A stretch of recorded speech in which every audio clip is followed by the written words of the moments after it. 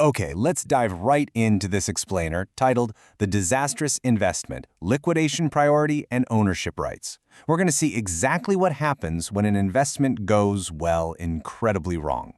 If you're prepping for your Securities Industry Essentials exam, this is a massive topic you absolutely need to nail down. And before we sift through the financial wreckage, just a quick shout out. This explainer is brought to you by CertFuel. If you really want to crush the SIE, they've got a full course with adaptive study quizzes, smart flashcards, and unlimited practice exams weighted just like the real thing. Check them out at certfuel.com. All right, let's get into it. Section 1. The Absolute Priority Rule. So to really understand this, let's meet Ivy the investor. Ivy just bought stock in a company making submarine screen doors. Now, you don't have to be a nautical engineer to realize this is a beautifully absurd idea. Unsurprisingly, the submarine screen door factory immediately goes bankrupt. The company is liquidating. The ship is literally sinking. So what on earth happens to Ivy's money? Enter Riley the representative. Riley sits down with Sam the student to explain a massive concept called the Absolute Priority Rule. Basically, this rule decides exactly who gets paid from the underwater wreckage of this factory. It's the fixed, totally strict order in which a corporation's assets are distributed when it's liquidated in bankruptcy. Think of it like a VIP line, where absolutely zero line jumping is allowed. Riley outlines the strict 5-level hierarchy. Let's walk through it. First up, secured creditors. These are the folks who have a claim backed by actual assets, like the factory equipment itself. Second, unsecured creditors. Think general debenture holders who basically just have the company's promise to pay.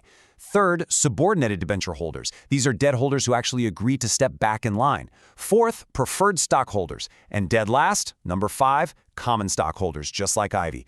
The absolute rule here is that each level must be paid in full, literally every single dime before the next level down receives even a penny. And this brilliantly illustrates an ultimate gotcha for your exam.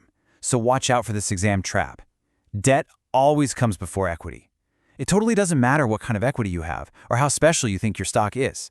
The debt holders, meaning the creditors, always eat first before any equity holder gets even a crumb. Let's test that right now. I want you to literally pause the explainer right now and answer this. When the company is being liquidated, who gets paid first between unsecured creditors and preferred stockholders? Go ahead, lock in your answer. Okay, the answer is unsecured creditors. Why? Because they hold debt. And as we just established, debt always beats equity. Preferred stock is still stock, right? It's equity. Unsecured creditors are debt holders, so they are higher up the financial food chain. So the absolutely crucial point here is to burn this exact memory aid into your brain for exam day. Word for word: secured, unsecured, subdebt, preferred, common. Say it out loud right now. Drill it. Whenever you see a liquidation question, just write that exact sequence on your scratch paper immediately. If you know that order, you literally cannot be tricked. Moving right along to Section 2, the Limited Liability Shield. Let's see how this builds, because right now, Ivy is completely panicking. She's stuck at the bottom of the list, the company owes millions to its creditors, and she is totally terrified the bank is going to come take her personal car and house to pay for those sunken submarine doors. Thankfully, Sam the student steps in to calm Ivy down by explaining the concept of limited liability. This is a fundamental advantage of the corporate structure.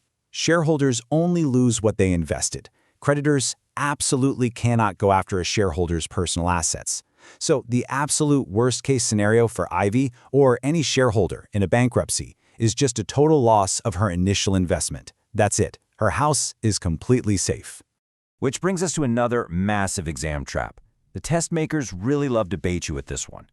If a test answer choice ever suggests that shareholders owe corporate debts personally, or that they have to chip in to make creditors whole, it is completely 100% wrong. Just cross it out immediately. Limited liability acts as an impenetrable shield. Section 3.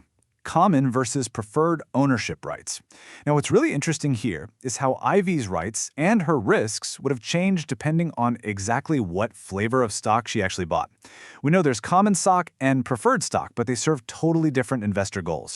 Here's the direct breakdown. Common stockholders get to vote on corporate matters, whether that's statutory or cumulative voting, and they have unlimited capital appreciation. Basically, if the company succeeds, the sky's the limit for the stock price. Preferred stockholders, on the other hand, make a bit of a trade.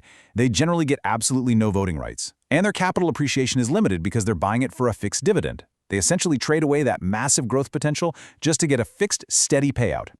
Comparing them side by side makes the differences crystal clear. In liquidation, common stock is dead last. It has a residual claim.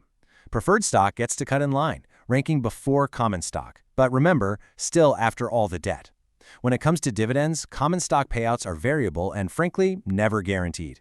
Preferred stock dividends are fixed and must be paid first. But what about preemptive rights? The right to maintain your proportionate ownership by buying new shares? Common stockholders may have those. Preferred stockholders typically do not. Neither is objectively better. It's really just a question of whether you want the safety of the fixed dividend line or the unlimited upside of the common stock roller coaster. Which brings us to this big, scary number, 0. 0 is the exact amount common stockholders usually receive in a bankruptcy. Because they have a residual claim, they only get what is left over after the secured creditors, unsecured creditors, subdebt holders, and preferred stockholders have taken their full slice. And let's be real here. If a company goes bankrupt, its assets almost never cover the massive mountain of debt claims ahead of the common stockholders. So Ivy, sadly, is probably walking away with 0. Section 4, Rapid Fire Exam Recap. Okay, let's wrap this whole thing up with a rapid-fire blitz of the absolute biggest takeaways from this explainer. Let's lock this into your ADHD brain for test day. Fact 1. Debt always beats equity. Debt holders will always get paid before equity holders. If you have to choose between a creditor and a stockholder in liquidation, the creditor is going to win every single time. Fact 2. The absolute priority rule equals 5 strict levels. Liquidation follows this unchanging order. You must know them: secured, unsecured, subdebt, preferred, common. Fact 3. Limited liability means you only lose your investment. The absolute worst thing that happens is you lose that initial cash. The creditors can never ever come after your personal assets, no matter how badly the business fails. Fact 4. Preferred stock means a fixed dividend but no vote. It gives you a higher priority in liquidation than common stock, and it guarantees you fixed dividends first. But the trade-off is that it strips away your voting rights and totally caps your growth.